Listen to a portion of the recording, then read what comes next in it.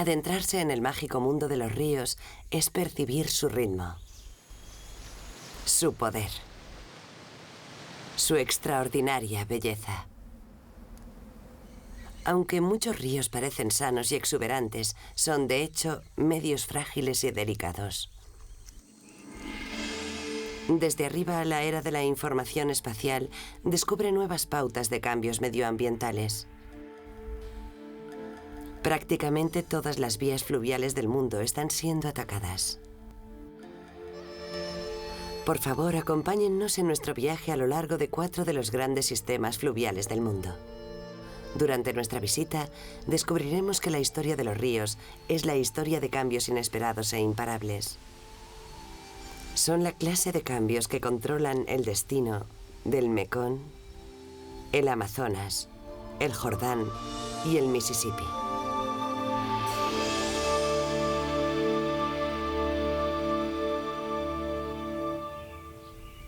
Esto es Grafton, un pueblecito de pescadores, allí donde los ríos Illinois y Mississippi se encuentran.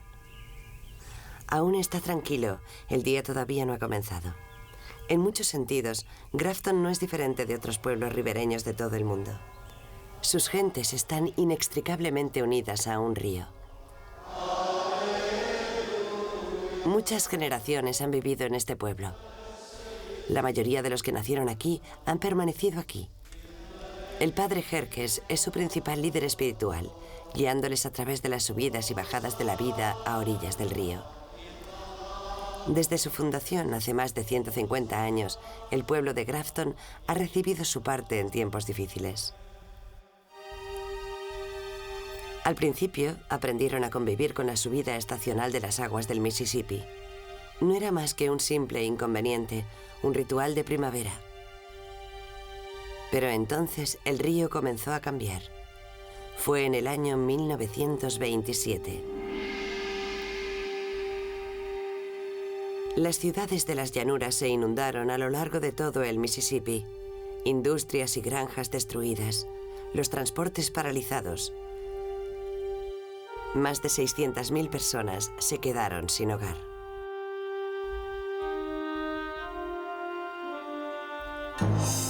Fue entonces cuando el cuerpo de ingenieros del ejército entró en acción para controlar el río.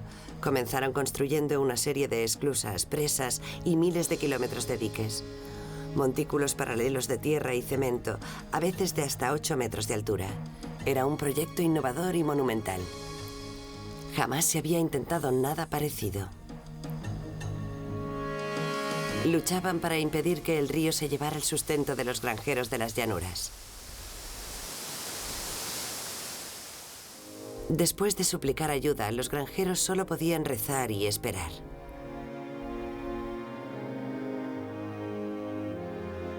Su destino estaba unido a las tierras de cultivo más productivas de Estados Unidos. Era todo lo que tenían. Y sin ayuda, sabían que estaban condenados. Hoy, los mapas generados por ordenador nos ayudan a ver la vasta extensión de continente que intentaban proteger. Con forma de embudo, con las montañas rocosas elevándose por el oeste y la cordillera de los Apalaches al este, la cuenca del río Mississippi riega 31 estados de la Unión, además de 2 provincias canadienses. Este fue el campo de batalla del combate entre el cuerpo de ingenieros y el río. Pero nunca pudo establecerse un resultado claro, y el coste final fue enorme. Los hábitats y zonas de cría, irreemplazables para plantas y animales, desaparecieron. Los ecosistemas acuáticos que purificaban el agua del río desaparecieron. Y los bosques que mitigaban los efectos de las inundaciones también desaparecieron. Hoy, más del 60% de los bosques y pantanos de las llanuras simplemente han desaparecido. En su lugar hay 3.500 kilómetros de diques que protegen a decenas de miles de hectáreas de fértiles tierras y a cientos de ciudades ribereñas. ¿Pero se ganó la batalla realmente? No hay una respuesta clara. Durante años, el pueblo de Grafton se consideró a sí mismo como uno de los ganadores. Jim Beasley ha pescado en las fértiles aguas de Grafton desde que era un muchacho. Es una orgullosa tradición familiar que desea transmitir a sus hijos. Para la gente de Grafton, la vida en el Mississippi parecía perfecta. Apenas pensaban en lo vulnerables que eran sus orillas. Y entonces ocurrió algo inesperado. Fue en 1993. Una serie de borrascas casi interminables barrió la cuenca alta del Mississippi. Las tormentas se sucedieron durante meses. Aunque este patrón atmosférico es insólito, el volumen de lluvia caído a lo largo del Mississippi no ha cambiado en los últimos 90 años. Lo que ha cambiado son los pantanos, cubiertos ahora de cemento y hormigón, aumentando el riesgo de crecidas e inundaciones. A principios de primavera, la tierra no puede absorber más lluvia y el río comienza a subir. Nadie espera que la cosa empeore, pero lo hace. Jim Beasley se ve obligado a sacar sus trampas a mediados de junio, cuando el Alto Mississippi está cerrado al tráfico. Las imágenes vía satélite ayudan a los científicos a centrar su atención en el drama que se escenifica ante ellos. A medida que sube el agua, el gran sistema de diques lucha para proteger la ciudad de San Luis frente a la inundación. Cerca de Grafton y de los pueblos circundantes, los cultivos que antes separaban los ríos Illinois y Missouri del Mississippi se convierten poco a poco en un mar interior.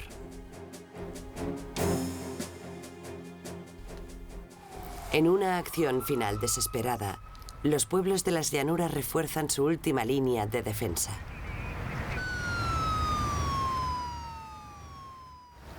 El 1 de agosto amanece soleado y caluroso. Los voluntarios continúan colocando sacos.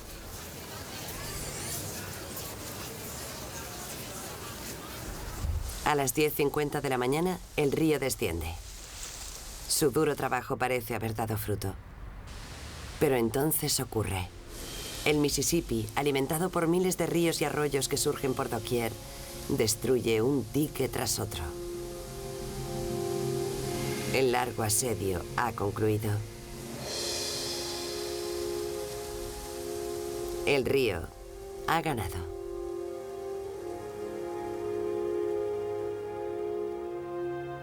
La calle mayor de Grafton desaparece bajo las aguas del Mississippi. Conmocionada, la gente del pueblo sube a sus barcas y cuantifica los daños. Antes incluso de que bajen las aguas, los pueblos a orillas del Mississippi comienzan a reevaluar los planes para el desarrollo futuro. Para otros, ya es demasiado tarde. Los pueblos inundados se convierten en símbolos de que nada puede impedir que un río poderoso reclame la herencia que le corresponde por derecho. En aquella ocasión, Grafton tuvo suerte. Cuando el Mississippi volvió lentamente a su cauce, el pueblo aún estaba allí. Cada domingo, el padre Jerkes sigue atendiendo las necesidades espirituales de su parroquia. Y Jim Beasley, armado ahora de respeto por el poder del río, aún espera que sus hijos sigan el negocio familiar.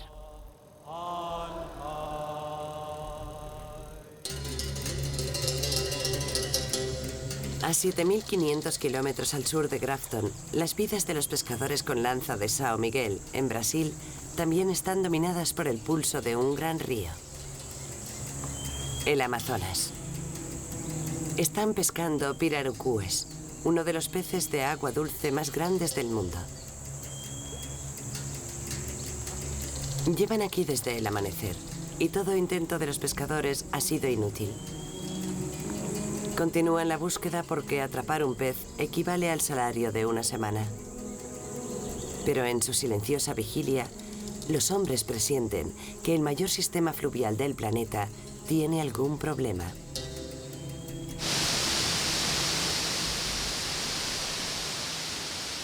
El río Amazonas es inmenso.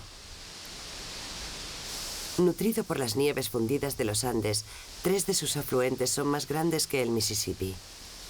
El río descarga una sexta parte del agua dulce del mundo y el caudal de un solo día sería suficiente para satisfacer la demanda de agua de la ciudad de Nueva York durante 12 años. Al llegar a las planicies brasileñas, el río esculpe un laberinto de canales inexplorados a través de la mayor selva tropical del mundo.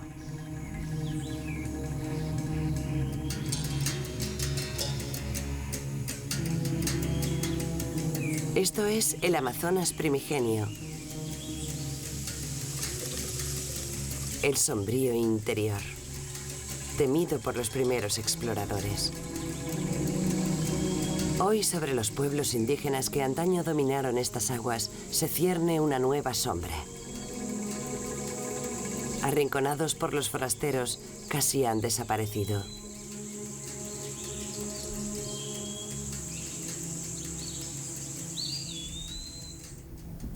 Cada año, el Amazonas lleva a cabo una profunda transformación. Durante 6 o 7 meses, las copiosas lluvias torrenciales dominan el paisaje. A medida que sube el río, los satélites trazan mapas del ciclo anual de vapor de agua que rodea la Tierra. Las áreas más blancas indican borrascas profundas. Un patrón de intensa actividad emerge sobre la sudamericana cuenca del Amazonas. Durante 6 meses al año, la lluvia es la fuerza vital del río. Aquí no hay grandes proyectos de ingeniería, de modo que el río es libre de invadir las llanuras con hasta 9 metros de agua. Un diluvio así sería un tormento para el pueblo de Grafton, pero aquí en el Amazonas, estas inundaciones anuales son una bendición. Dan vida a un maravilloso bosque subacuático. Los peces nadan entre los árboles, cazando insectos o comiendo frutos de ramas que normalmente están lejos del suelo.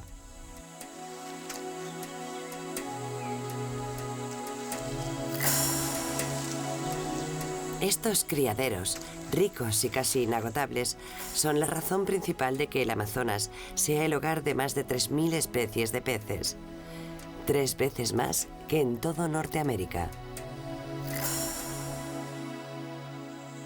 Durante siglos, los indios que han vivido en estas orillas han considerado las inundaciones como una fuente sagrada de alimento para los peces. Hoy los que viven aquí han olvidado que el destino de los bancos de peces depende de la salud de la selva inundada. Durante décadas, esta frágil tierra ha sido asolada por agricultores y ganaderos. Forasteros que codiciaban los fértiles campos de las llanuras. Un hecho que iguala la pérdida de los pantanos del Mississippi es la desaparición de más del 70% de los árboles que había en las llanuras del Bajo Amazonas. Las imágenes del satélite muestran los cambios devastadores de lo que antaño fue una alfombra ininterrumpida de árboles que flanqueaba el río Amazonas. El color rosa indica deforestación y la pérdida de viveros acuáticos. La gran área en rojo indica una intensa actividad humana. Situado en el corazón del Amazonas, Manaos conforma una metrópolis de más de 1 millón de habitantes. Hace años, la floreciente industria del caucho la convirtió en una de las ciudades más ricas del mundo. Hoy es una zona de libre comercio y capital económica de la Amazonia. Casi todo lo que entra y sale del Amazonas pasa por estas aguas. Estamos en la lonja de pescado de Manaos. Este es uno de los grandes problemas que tenemos en el Amazonas, que muchos no conocen. Mucha gente de todo el mundo, cuando habla de problemas medioambientales en la región del Amazonas, habla de deforestación, habla de quema de bosques, de minería, pero casi nadie habla sobre el problema de la pesca que hay en el Amazonas. El pescado que llega aquí, al puerto de Manaos, tiene diversos tamaños. Antes solíamos ver peces muy grandes, pero ahora son muy pequeños. Eso es consecuencia de la sobrepesca que ha habido en esta región. Es la mala gestión de los recursos naturales de la ciudad lo que ha creado una grave presión económica sobre sus habitantes. Los barrios de chabolas superpoblados son un foco para las enfermedades y el crimen, mientras la pobreza acecha sobre aquellos que antes dependían del río para obtener sus ingresos. En la orilla, los barcos navegan abarrotados de personas desplazadas. Muchos van en busca de una vida mejor. En las aldeas cercanas al Amazonas hay una ola de calor tropical debilitadora, pero una corriente subterránea de desesperación.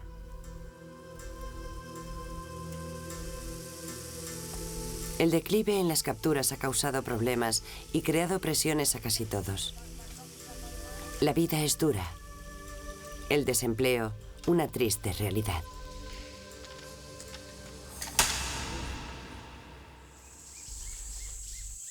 Nubo Airao, la mayor comunidad astillera del Amazonas.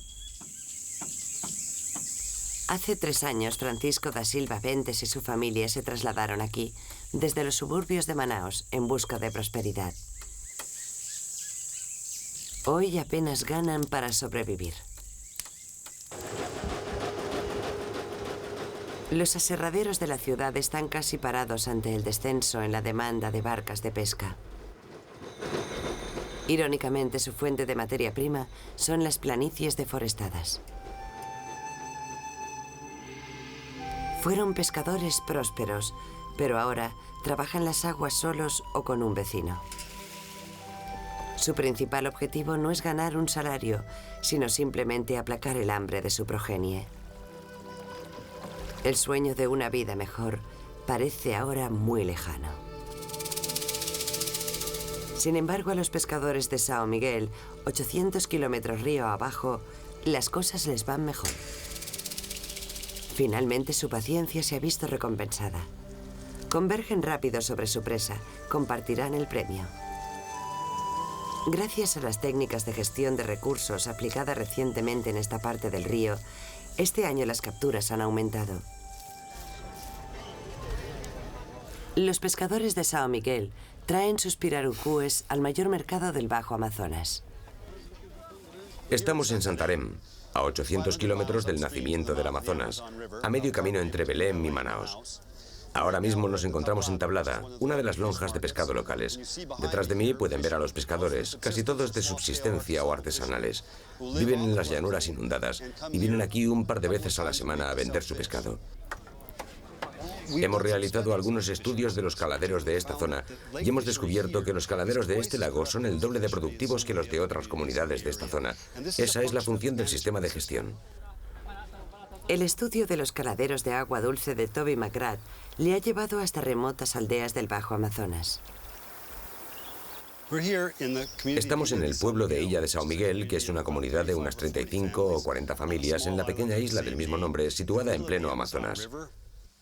La mayoría de esta gente son pequeños propietarios que combinan actividades como la agricultura, la pesca, el cuidado de animales a pequeña escala, sobre todo gallinas, cerdos y algunas cabras.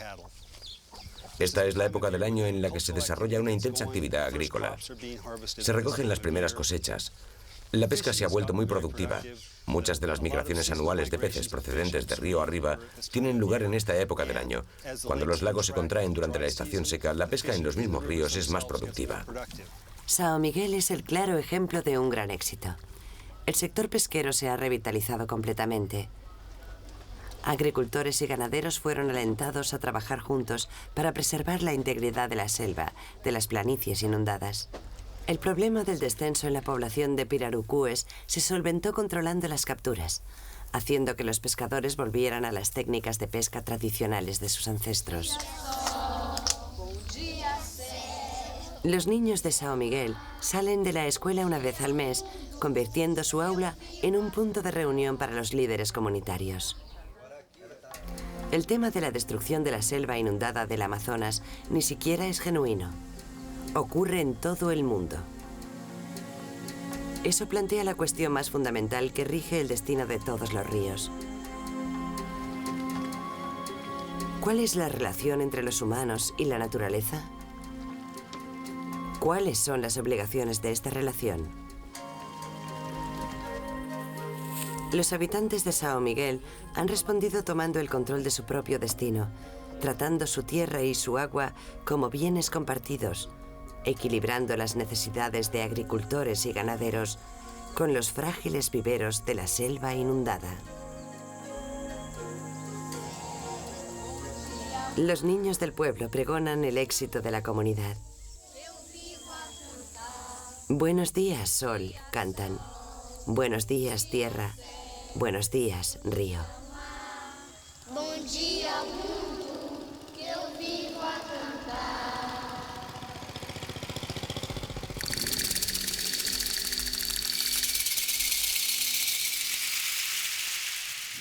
En contraste con el Amazonas, hay un lugar en el mundo donde la búsqueda de agua es eterna.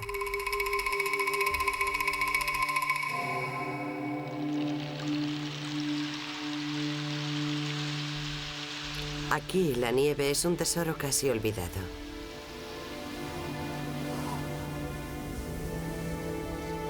Estas son las pendientes de 3000 metros del monte Hermón, en Israel, elevándose precipitadamente sobre un medio estéril. Las imágenes del satélite nos proporcionan una nueva forma de ver el Próximo Oriente, una nueva perspectiva de cómo la Tierra trabaja como un sistema unitario. El monte Hermón es la cuna del río Jordán.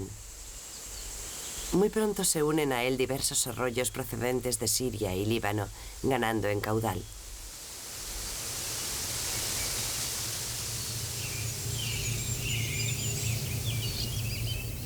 Cuando el Jordán entra finalmente en el legendario mar de Galilea, está a casi 200 metros bajo el nivel del mar. El lago también es una reserva que suministra un tercio de las necesidades de agua de Israel. Dominando el mar de Galilea, se elevan los altos del Golán. Desde el espacio, la posición militar de los altos del Golán es claramente visible. La amenaza siria de desviar las aguas del Jordán fue una de las razones del estallido de la guerra árabe-israelí en 1967.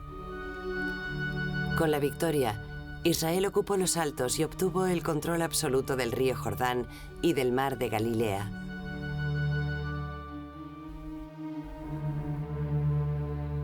Hoy dejan salir muy poca de la valiosa agua del lago.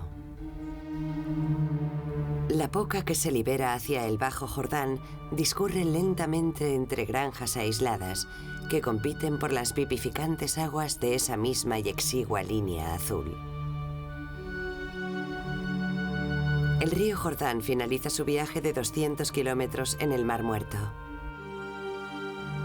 Situado a más de 450 metros bajo el nivel del mar, este es el punto más bajo de la Tierra. 7 veces más salado que el océano. Muy pocos seres viven en estas aguas. Comparado con la mayor parte de ríos del mundo, el Jordán es insignificante. En una hora fluye más agua por el Amazonas de la que baja por el Jordán en todo un año.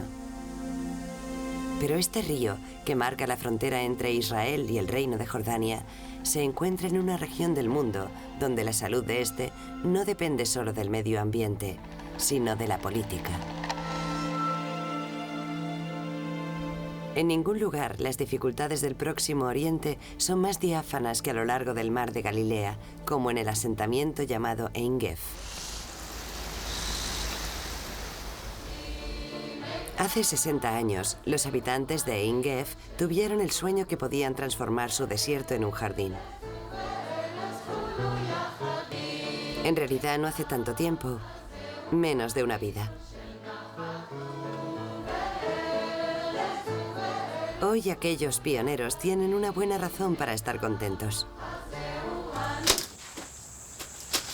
A pesar de los años de hostilidad y de incertidumbre política, han hecho florecer el desierto.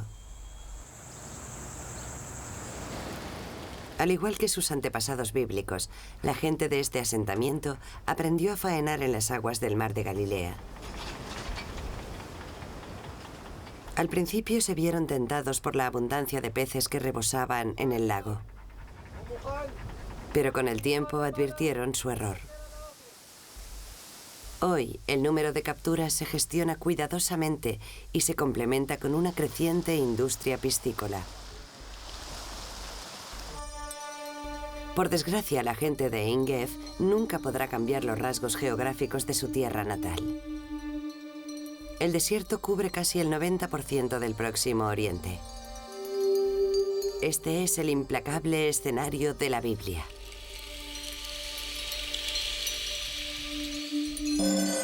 También es donde se ocultan templos de civilizaciones perdidas, antiguas ciudades y reinos olvidados. Hace más de 2000 años había partes de desierto que eran exuberantes, cuando las tribus nabateas hallaron el modo de mantener a decenas de miles de moradores con muy poca lluvia. Pero con los siglos, estas antiguas técnicas se perdieron. Recientemente los científicos descubrieron sus secretos. Estamos ante las ruinas de la antigua ciudad de Abdad. La ciudad fue construida originariamente por los nabateos, una tribu que vivió en esta zona desde el año 300 antes de nuestra era hasta el 100 o 200 de nuestra era. Los nabateos eran conocidos por su habilidad para almacenar agua, no solo para beber, sino también para la agricultura en los puntos más bajos del valle.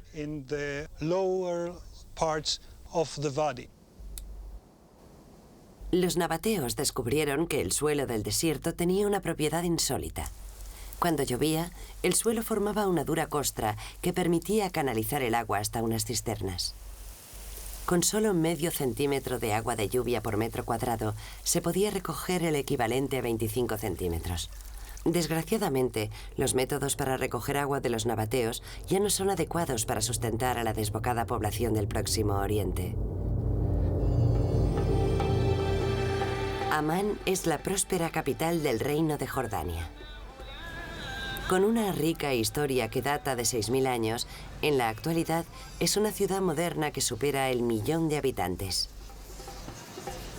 La actividad en las calles no parece insinuar que la creciente población esté consumiendo agua a un ritmo alarmante. Pero es en el campo donde las señales de una grave crisis del agua son más evidentes. Los agricultores intentan arrancar cosechas de esta tierra yerma. Los profundos pozos están mermando buena parte del suministro de aguas subterráneas y lo poco que queda a menudo es imbebible. A 70 kilómetros de estos áridos pueblos se halla la cuna espiritual de la civilización occidental, la ciudad de Jerusalén. Cruzar las puertas de la ciudad vieja es como retroceder en el tiempo.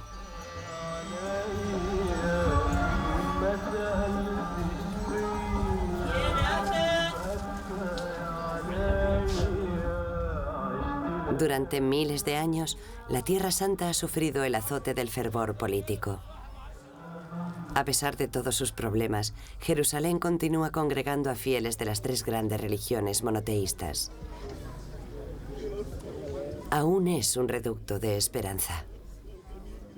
Si en el futuro puede haber una paz duradera en el Próximo Oriente, los que deciden su destino saben que el agua debe ser un recurso compartido. El agua, al contrario que la tierra, es indisciplinada en términos políticos. El agua se mueve de un lugar a otro en el estómago de la tierra sin seguir fronteras, sin seguir las divisiones del hombre. Ni siquiera la lluvia pasa por la aduana. Por tanto, a menos que la política se adapte a las demandas de la naturaleza, es decir, haciendo un uso responsable de los recursos hídricos, distribuyéndolos en función de las necesidades para mantener fértil la tierra, nuestros hijos vivirán en un desierto, y el desierto es el padre de la pobreza y la miseria. A pocos kilómetros de Jerusalén se encuentran las rocosas laderas de la orilla occidental del río Jordán. Ocupadas por Israel desde la Guerra de los 6 Días, 1967, acoge a 3/4 millón de refugiados palestinos. Aquí el volumen de agua es tan pequeño que origina no solo una lucha entre el agua y el desierto, sino una pugna entre personas.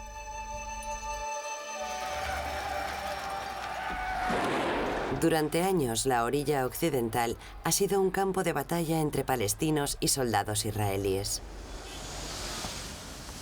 Esta es la vieja ciudad de Jericó.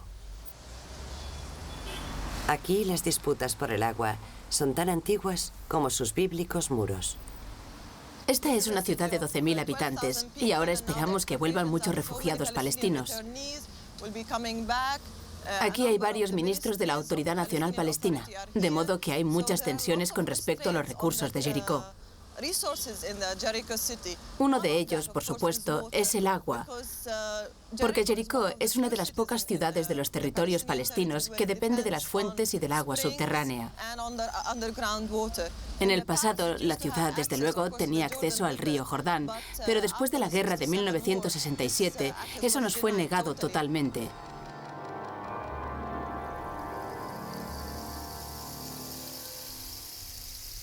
Esta es la fuente de Ain Sultan, una de las más antiguas de Jericó. Aquí el agua es muy importante para todos. Aparece repetidamente en el Corán, el libro sagrado del Islam. El profeta Mahoma la menciona. Del agua procede todo lo que vive. Al igual que los antiguos pioneros del asentamiento Ein Gef, los que viven en los pueblos árabes de la orilla occidental saben que sin agua simplemente no habrá desarrollo económico.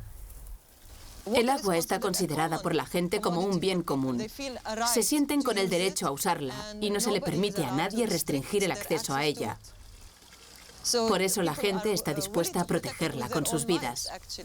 Aunque el río Jordán no es más que un arroyuelo comparado con el Amazonas o el Mississippi, en una región tan anclada en la hostilidad y la desconfianza, la distribución equitativa de sus aguas podría ser la clave para lograr una paz duradera.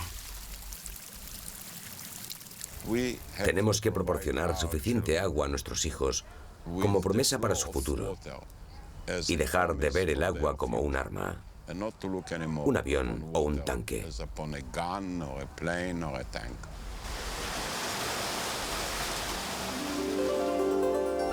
A diferencia del Próximo Oriente, a lo largo de estas aguas, las armas han estado en silencio durante años. En el corazón del delta del Mekong, en Vietnam, una flotilla de pequeñas barcas surca grácilmente la amable corriente. Es un momento suspendido en el tiempo, rico, delicado, casi perfecto.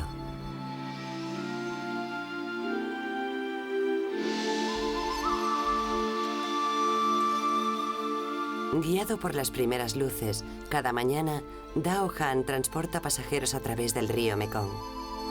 Como todos los ríos, el Mekong tiene muchos estados de ánimo. Hoy la travesía es plácida y agradable.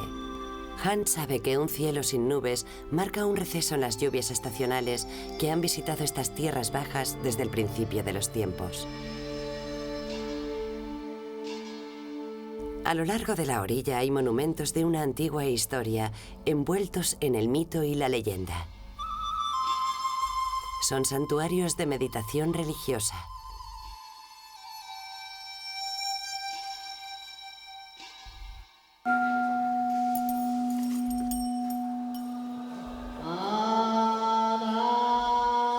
Para hacer frente a los misterios de la naturaleza, los vietnamitas siempre han acudido a sus ancestros en busca de consejo. ¿Quién sabe cuáles serían hoy sus oraciones si supieran que el cambio está amenazando su querido estilo de vida? Su venerado río. 15 millones de vietnamitas viven en los pantanos tropicales del delta del Mekong. El suyo es un mundo de agua. Los canales son sus avenidas. Las acequias de riego, sus callejuelas.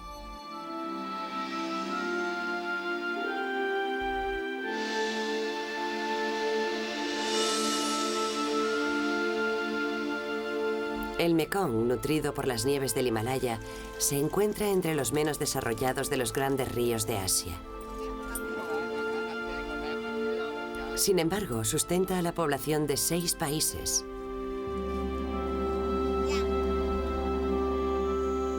Desde tiempos antiguos, los pantanos del delta del Mekong han actuado como esponjas, almacenando y liberando poco a poco el agua acumulada durante el monzón, convirtiéndolo en un lugar ideal para cultivar arroz.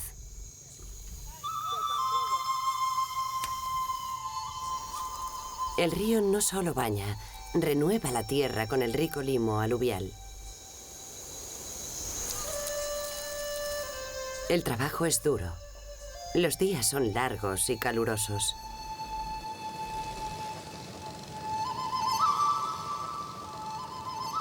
Pero la tierra es tan fértil que Vietnam se ha convertido en uno de los principales exportadores mundiales de arroz. Sin duda, el delta está en la fase inicial de un apogeo económico. Y Can Tho, la capital provincial, bulle de frenética actividad.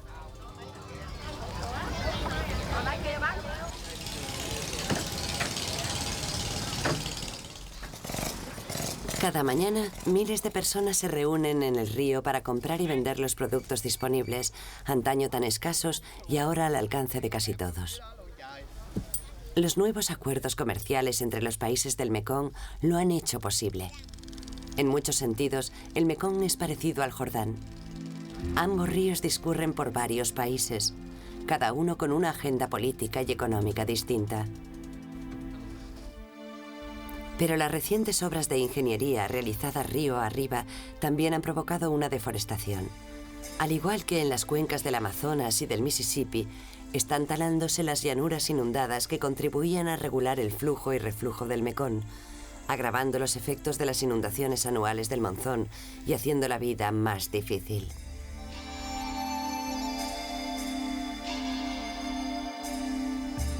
Para los piscicultores que viven cerca del mar, la estación seca presenta un problema aún más serio. La demanda de agua río arriba ha reducido el caudal del río, permitiendo al agua salada del mar de la China meridional invadir tierra firme. Nguyen Van Dang llenó hace poco su estanque de pececillos con agua de río. Cuando llega el momento de recoger su cosecha, él y sus hijos conducen los peces hasta las redes. Pero la calidad del agua es pobre. Su contenido en sal es demasiado alto. La cosecha de la familia es magra. Para mitigar el creciente problema, ahora el agua dulce se bombea desde río arriba hasta las granjas del Bajo Delta. Con ello se ha logrado establecer una frágil tregua, dando a los 6 países del Mekong un tiempo vital para desarrollar estrategias con las que hacer frente a las amenazas medioambientales que siempre acompañan al aumento de población. Las aguas aluviales también dan vida a uno de los mayores caladeros del mundo. Para la gente del delta, el pescado es la principal fuente de proteínas. Cerca de la frontera con Camboya, Ha Hei Oang vende gambas en un mercado local. El negocio va bien. Gana unos $100 al mes. Al mediodía, Wang deja su puesto, compra algunas cosas y vuelve a casa a preparar la comida para su familia. La venta de gambas es una actividad secundaria. Para ella, la prosperidad comienza literalmente en casa, como lo es para las 600 familias que habitan en las casas flotantes del río. Son los piscicultores de Chau Doc. Ha Hei Wang tiene 10.000 siluros en grandes jaulas debajo de su casa. Su marido, Tran, y sus hijos tienen que dar de comer a los peces una vez al día durante 8 meses, hasta que son lo bastante grandes para venderlos. El proceso de preparar comida para el pescado lleva horas. Cada piscicultor tiene su propia receta secreta. Tran emplea una combinación de vegetales y salvado de arroz.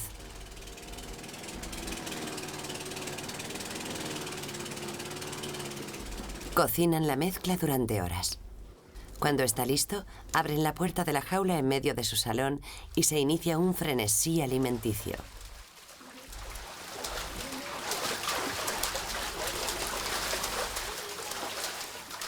Unos minutos después, cierran la puerta de la jaula y empiezan a comer ellos.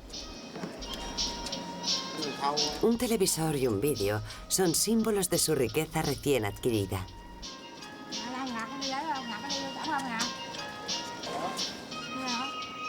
En un país donde el salario medio anual está por debajo de los $500, el año pasado, Wang y su marido ganaron $4.000. Irónicamente, la prosperidad ha traído una serie de amenazas medioambientales a los piscicultores de Chau Doc. El sistema de alcantarillado apenas logra mantener el ritmo del desarrollo. Se vierten al río aguas residuales contaminadas con fertilizantes y pesticidas. Si estas aguas se envenenan, la prosperidad podría desvanecerse. Pero el río está limpio, al menos por ahora. Indudablemente, el Mekong desempeña un destacado papel en el desarrollo económico de Vietnam. Pero como en todos los grandes sistemas fluviales, cuando hay un cambio, las vidas de la gente también se transforman. Aquí, en Vietnam, todavía es demasiado pronto para determinar si sus vidas serán mejor o peor.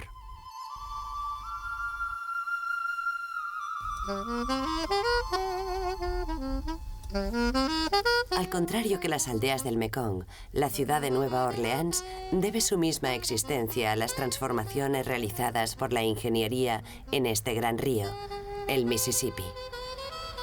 Rodeada por agua y pantanos, la ciudad está acordonada por un sistema de diques que ha estado en construcción durante al menos 300 años. Gran parte de Nueva Orleans está bajo el nivel del mar.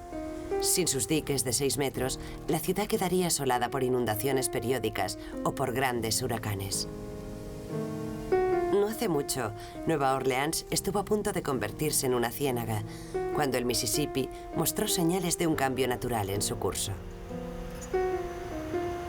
Si se permitiera al río trazar un nuevo sendero hacia el Golfo de México, lejos de Nueva Orleans, el puerto se convertiría en un dique seco. De nuevo llamaron al cuerpo de ingenieros, esta vez para impedir que el río cambiara su curso. Sus intenciones eran honestas. Nadie cuestiona que había que salvar Nueva Orleans. Pero como los ciudadanos de Grafton descubrieron, el Mississippi es un maestro del regate. En el pasado, las aguas del Mississippi fluían libremente cargadas de sedimentos a través de las marismas del delta de Luisiana.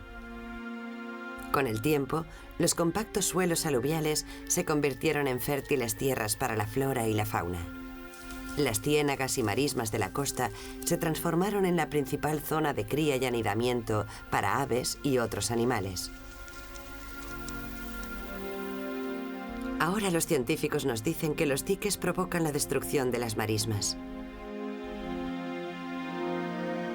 Hace solo unos años, en esta bahía había una granja de azúcar de remolacha. Este puerto deportivo estaba ocupado por tierras de pasto para alimentar al ganado. Si no hubiese habido diques, el río Mississippi hubiese formado un nuevo delta en esta zona a lo largo de los próximos 200 años. Al construir diques en el cauce del Mississippi, hemos impedido el desarrollo de zonas como esta. Y el futuro pasa por dejar que las aguas sigan su curso. La pérdida de los pantanos del delta del Mississippi tiene efectos devastadores. Bosques enteros de viejos cipreses están muriendo debido a la intrusión de agua salada. Los robles muertos son un sombrío recuerdo de una costa antaño sana. Esto es una marisma de agua salada. Por supuesto, estos árboles no crecieron bajo la situación en la que los vemos ahora. No crecieron con sus troncos hundidos en agua salada. Son unos buenos indicadores del cambio medioambiental en un periodo de tiempo a escala humana. Se comete un serio abuso del sistema fluvial cuando en Luisiana el mar destruye 40 kilómetros de costa al año.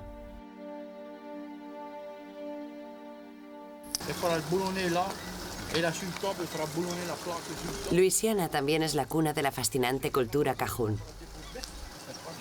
Los Cajún bajaron desde Canadá hace más de 250 años en busca de libertad religiosa. También desarrollaron un modo de vida ligado a un gran río. Desde el principio, los Cajún se ganaron el sustento pescando en las aguas del delta. Tommy Plaisance es mariscador de profesión. Es dueño de su barca y aprecia por encima de todo su estilo de vida independiente. Pero las zonas de cría están menguando. Los ricos nutrientes de las aguas del Mississippi son desviados y ya no llegan hasta aquí.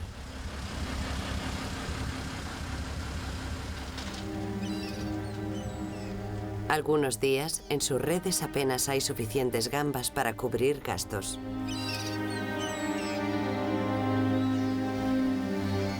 Últimamente, los pantanos se han convertido en las tumbas acuáticas de una industria en peligro. También amenazada está la cultura cajún. El Mississippi y la tierra que ha traído consigo hasta el sur de Luisiana ha permitido el desarrollo de esta cultura, la cultura cajún, que se mezcló con muchas otras culturas.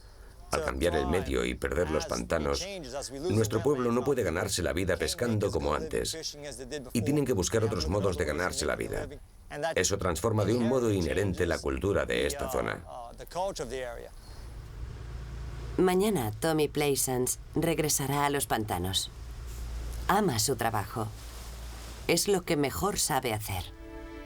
Tommy Plaisance no es diferente de los pescadores del Amazonas, el Jordán, el Mekong o el Alto Mississippi. La calidad de sus vidas está controlada por el destino de sus ríos. Hemos construido diques en el Mississippi para impedir inundaciones y para mantener la navegación. No comprendimos cuáles iban a ser las consecuencias. Ahora que comprendemos esas consecuencias, debemos aprender la lección y aplicarla en todas partes y no volver a cometer los mismos errores. Afortunadamente, los científicos están comenzando a entender que la Tierra funciona como un sistema unitario. Y los líderes mundiales están comenzando a darse cuenta de que los problemas medioambientales son ciegos ante las fronteras políticas. Lo que tenemos que hacer es sustituir el fuego del odio por el agua de la existencia. Aunque el desafío de equilibrar el crecimiento económico con la salud de un río puede resultar una ardua tarea, nadie pone en duda que ha llegado el momento de hallar un equilibrio entre lo que queremos y lo que la naturaleza puede ofrecer. A pesar de todos los cambios, lo extraordinario de los ríos es que siguen siendo el corazón, el alma, la cuna de la civilización. Ayudan a alimentar a los pueblos, nutren el mundo. Y la gente que trabaja en los ríos, que vive de su generosidad, están atados al río por lazos comunes. Lazos que se renuevan con el nacimiento de cada nueva generación, aportando nuevas ideas, nuevas actitudes, nuevas esperanzas.